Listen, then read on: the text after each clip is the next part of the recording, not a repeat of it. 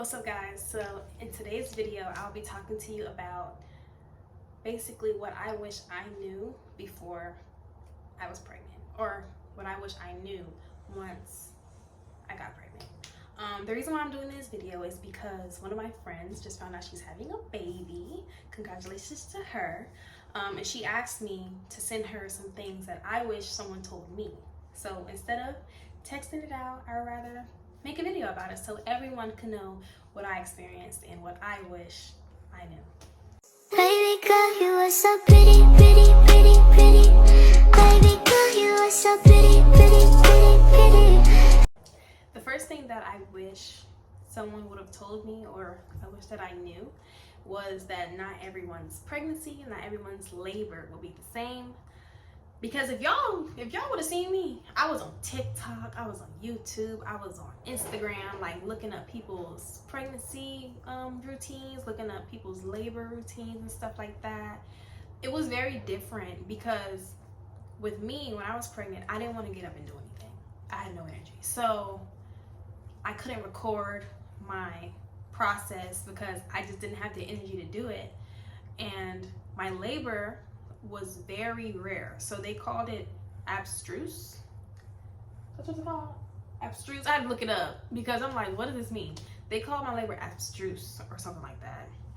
So yeah, it was rarely seen. So I had like a very complicated labor, and I wish I would have known and not expected too much, because I expected my labor to be perfect. I expected it to be like all those labor and delivery vlogs. I expected nothing to happen to me. I did all the exercises that I seen on YouTube. I did all of the perineal massages. I did everything that you can think of. I drank raspberry leaf tea. I did the okra water. I did everything, y'all. I did the walking. I did the fasting. I did all of that to keep me from tearing. And I still tore 2nd degree. And I still had hemorrhaging. Very bad hemorrhaging, to the point where I had to get a, what did they call it? I had to get stuff going in my body. Yeah, whatever. But I had very bad hemorrhaging and yeah, a transfusion. That's what it's called. So yeah, I had to get a transfusion. If you didn't watch my labor and delivery vlog, go watch that because it is shown in there, I think. So yeah. Family past medical history. When I say this is very important, that you need to know prior to moving along your pregnancy, because it can affect you. Diabetes, it runs on my dad's side of the family. My aunts, I have some aunts that died from it, some uncles that died from it. One of my aunts died really young from it. So that was basically a starter for my gestational diabetes, because it ran in my side of the family. And then high blood pressure. That, when I say that runs on both sides. So I had high blood pressure. So it would have been better if I would have understood that that could affect me. I could have like went about it a different way. I could have ate more healthy, I want to say, because in the beginning of my pregnancy, before I found out I had gestational diabetes, I was eating a lot of sweets. Like, not sweets, but a lot of carbs. Like, carbs can mess with your gestational diabetes. It sounds crazy, but it can. So when I say I was eating a lot of carbs, I was eating pasta, bread, saltine crackers. Like, I just wanted something that had carbs in it. And when I say it affected me, very bad, like it messed me up. So I wish I would have known that, and I would have went a little light on the carbs. But yeah, I failed both of my glucose tests, and I had to prick my finger every day. I was diagnosed with gestational diabetes, and I wish I would have known. With the high blood pressure, I didn't know what preeclampsia was until they mentioned it to me. I did not know high blood pressure ran in my family until I told my mom that they thought I had preeclampsia. She was like, yes, it runs on both sides of your family. I just feel like knowing your family's past medical history can really help you throughout your pregnancy. So you can look out for certain things, watch what you eat, move about differently, you know, more aware. But yeah, I feel like that's very important.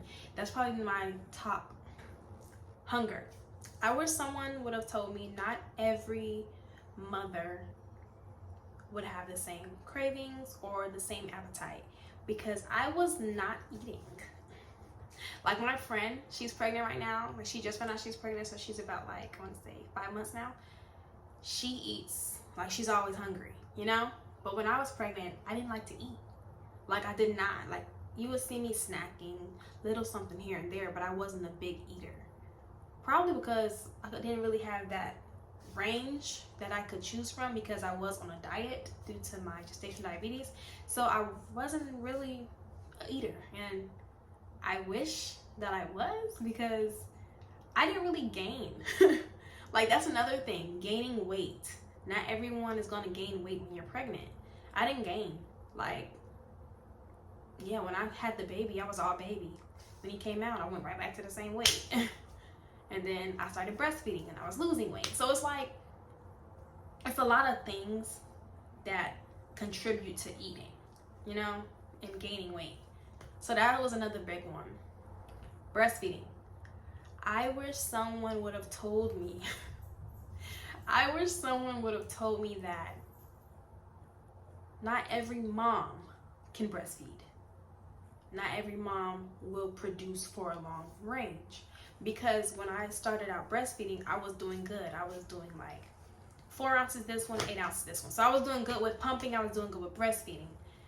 And then I don't know what happened, but it all went away. Like I just started going lower, lower, and lower. And I would try oats. I would try the pills. I would try the powder. I would try sunflower lecithin. I tried everything. And I just could not bring myself back up to my afterbirth like supply. So it was kind of stressful. When I say it was so stressful, because I had to literally try every formula out there just to get him to drink something. And then I found the formula that works best for me. When I say lack of energy was a really big one for me, because prior to me being pregnant, I was always going out and doing things. I was always in my car going somewhere. I always wanted to, oh, what you doing? You want to go out? Like type thing. So I feel like that was a big one for me, because when I say it sat me down, it sat me all the way down. Like I didn't want to go anywhere.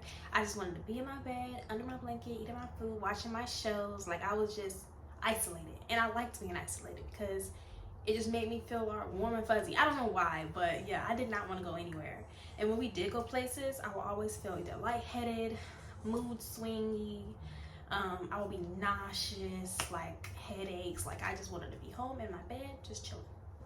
Overthinking. Overthinking was probably my main problem, because I was always stressing myself out with what was being made up in my head. Like I was stressing myself out about the health of my baby. I was stressing out about how my baby's gonna look, who he's gonna look like, he's gonna look like me. Like it was just random things that I should not be overthinking about. I was overthinking about it. Like it was terrible. And then I was having these weird dreams. Like the dreams was making me like mad. I woke up mad because of the dream I had. Like it was just bad. Like me and overthinking was very big in my pregnancy. Feeling alone. I feel like I wish I would have known I would have my moments where I felt alone, even when I wasn't alone. Like my child's father was with me, I had my friends, I had my family, they were in my corner. But every time I would be in the house by myself, I would just feel like I'm going through this by myself, even though I really wasn't. It was just me, once again, overthinking. But I always felt alone. I always wanted somebody to be right next to me, because my child's father would go to work. And then once he went to work, boom, I'm alone again. It just felt like I was alone in my pregnancy because I was the only one pregnant, you know? Because one of my other friends, she lived like 40 minutes away from me, and she was already almost gonna have her baby. So she was like 9 months, 8 months. So I really wasn't around her because she was in the process of transitioning on being a mom. Me, I'm like 5 months, 4 months, and I'm just, dang, I have no other mom friends type stuff. So it was like, it was kind of difficult for me to I want to say move about like by myself being pregnant. my last topic that I wish someone really told me about. I'm sorry, someone's pulling in. Okay, that I wish someone would have told me about was mom guilt. This is, I wish they would have warned me about this, because after my pregnancy, mom guilt was going crazy. Like, I was feeling guilty that I wasn't doing enough for my child. I felt like when he was just sitting in the house and he was like just looking at me, or like I was feeding him, that's all I was doing. I felt like all I was doing was feeding him, putting him to sleep, feeding him, putting him to sleep, feeding him, putting him to sleep. And I was feeling guilty, like, am I supposed to be doing more for him? Like, am I not doing enough? You know, when I felt tired and I would get kind of like frustrated, like I felt guilty for getting frustrated because he didn't ask to be here. Like, it was just a lot of mom guilt. And when I say mom guilt can make you depressed, I feel like if you feel like you're on the verge of your breaking point, especially when you just have your baby, I feel like you should automatically ask for help. Don't be afraid to ask for help. And I feel like if you're watching this and you're not pregnant and you have a friend that is pregnant and you see that she is showing signs of irritability, tiredness, even if she already had her baby and you feel like she just needs help, just help, because postpartum depression can come during pregnancy and after pregnancy. So that's one thing I will say I wish someone would have warned me about, was mom guilt, because I could have better prepared myself for it, and I could have been watching out for it. I could have been telling myself, you're doing great, you're a good mom, because sometimes when moms don't hear that often, it starts to get to them. Like, people always tell dads, you're such a great dad, you're doing great. But when do people actually take the time out to tell moms, you're doing great, you're a great mom? I kind of feel like people expect the moms to be great because they're moms, you know? So if you see someone going through the emotions that I just mentioned, I say please ask them if they need help. Even if they don't ask for help, lend a hand, come over, talk to them, like lift up their spirits, because it's very helpful. And you don't understand how many lives you can be saving, because some people, it takes over them, literally. So yeah, I hope you guys like this video. I hope it helps some of you guys. And if you have any other questions, please ask me, because I have more to give. So thanks for watching. Make sure you like, comment, and subscribe, and turn those post notifications on. And please subscribe, because y'all, I'm trying to get up there so I can make some better content. So yeah.